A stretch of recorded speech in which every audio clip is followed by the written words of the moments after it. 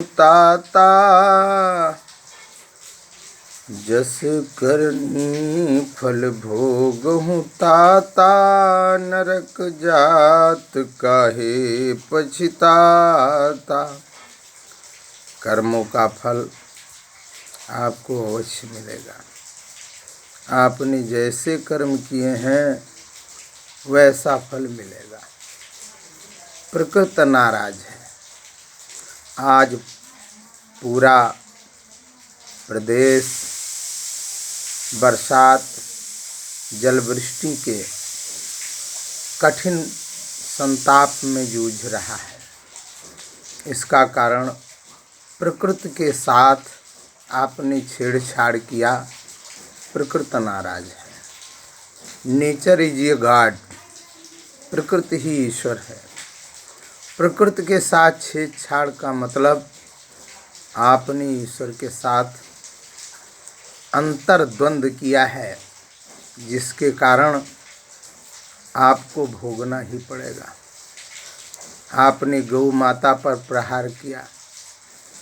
आपने गोवंश पर प्रहार किया। खेत में फसलें प्रकृति की देन है, ईश्वर की देन है। और गोवंश ये हमारा धार्मिक उत्कंठा को जगाता है। गौ माता पर अनेक देवी देवताओं का प्रादुर्भाव है, असर है। उनके अंदर सभी देवी देवताओं का निवास है। उनके साथ आपने जो किया है वह आप ही सोचें। खेत में फसल की रखवाली करते हो। फसल तो प्रकृति की देन है। आपके प्रारब्ध में जो होगा वो मिलेगा। आप रखवाली करो या न करो। गौ माता को जो आपने प्रताड़ित किया, आप बेरू मारते हो, बल्लम मारते हो, डंडे मारते हो। गौ माता आपसे नाराज है।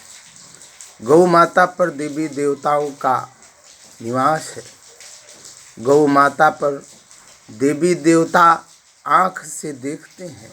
ये प्रहार गौ माता पर नहीं बल्कि भगवान पर प्रहार रहा है, जिससे प्रकृति आपसे रुष्ट हो गई। आपने बड़ी कठिन मेहनत की, लेकिन मेहनत सब फेल हो चुका है। आपने जुलाई अगस्त में सूखा देखा है। जब आपने धान की रोपाई की, पानी लगाया, तो प्रकृति ने आपको जल नहीं दिया। आपने अपने कठिन परिश्रम से सिंचाई करके फसलों को लहलहाया, लेकिन वह लहलहाना प्रकृति के रूप में नहीं रहा। फिर प्रकृति ने आपको फिर ऐसा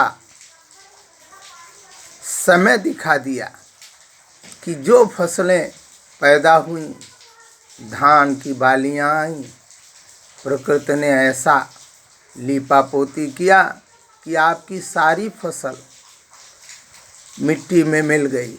आप डंडा लेकर खेतों में बैठते थे। आप सड़कों पर बेरू और बल्लम लेकर गौ माता पर प्रहार करते। कहाँ गया आपका ताकत? कहाँ गया आपका बल? आपने तो जबरदस्ती प्रकृति के साथ छेड़छाड़ करके प्रारब्ध से ज़्यादा हथियाने की कोशिश की थी। वो कोशिश नाकाम हो गई। भगवान पर भरोसा रखो प्रिय दोस्तों, श्रद्धालुओं, भगवान पर भरोसा रखो। नहीं तो अभी समय और कठिन आने वाला है। अभी ऐसा समय कठिन आने वाला है जब जिस धरती पर तुम रह रहे हो, यह धरती डगमगाने की कोशिश करेगी। मकान ढह जाएंगे, पेड़ पौधे गिर जाएंगे, तुमको बैठने की जगह नहीं मिलेगी। इसलिए भगवान पर भरोसा रखो, अपने अंदर धार्मिकता रखो। भगवान पर भरोसा करके और मन से सारी चीज़ों को भगवान का समझो और उसी की देन है तुमको भरपेट भोजन मिलता है, भूखे नहीं रहोगे। ये भगवान का चैलेंज है, मेरा नहीं। मैं तो किंचित मात्र मनुष्य हूँ। मैं आपको एक सुझाव देता हूँ, जैसा कि भगवान को तुम मानते हो, धर्म कर्म मानते हो, तो सच्चाई और ईमानदारी से इस भारत भूमि पर रहो।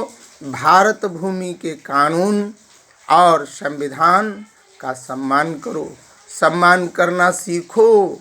सच्ची देशभक्ति वही है। आप प्रेम से और मधुरता से समाज में रहकर एक दूसरे से संबंध रखो। प्रकृति के साथ दोस्तों छेड़छाड़ न करो, नहीं तो बहुत कठिन समय आने वाला है। भारत माता की जय।